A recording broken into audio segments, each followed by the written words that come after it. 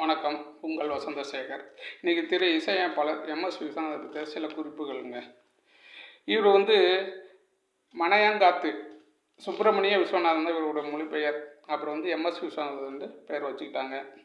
இவங்க ஜூன் 24, 1928 தாங்க பிறந்திருக்கிறாங்க. இவங்க பாலக்காடு, அதாவது கேரளா மாநிலம் பாலக்காடு அருகில் உள்ள எலப்புள்ளியில் தான் பிறந்திருக்காங்க. இவங்க கிட்டத்தட்ட 950 படங்களுக்கு இசையமைச்சிருக்கிறாங்க. அப்பா, ஒரு மிகப்பெரிய ஒரு நீண்ட வரலாறு. இவர் முதல்ல எம்எஸ் விஸ்வநாதன் ராமமூர்த்தி அப்படிங்கிற பேரில் நிறைய படங்கள் பண்ணாங்க.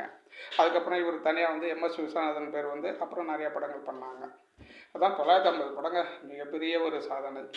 திரு எம்ஜிஆர், சிவாஜி, இவர் பண்ணாத மியூசிக்கு கதாநாயகர்களே கிடையாது. மியூசிக் பண்ணாத கதாநாயகரே கிடையாது. அவ்வளோ பேர், நிறைய பேர் இருக்காங்க. இவர் 2 எம்ஜிஆரையும் சிவாஜியும் உருவாக்குனவரே இவர் தான். அப்படி பாடல்கள்லாம் எம்ஜிஆருக்கு தனியாக போடுவாங்க, சிவாஜி கணேசனுக்கு தனியாக போடுவாங்க. அது மாதிரி ஏகப்பட்ட பாடல்கள் பாடியிருக்காங்க. இவரும் பாடியிருக்காங்க வேற.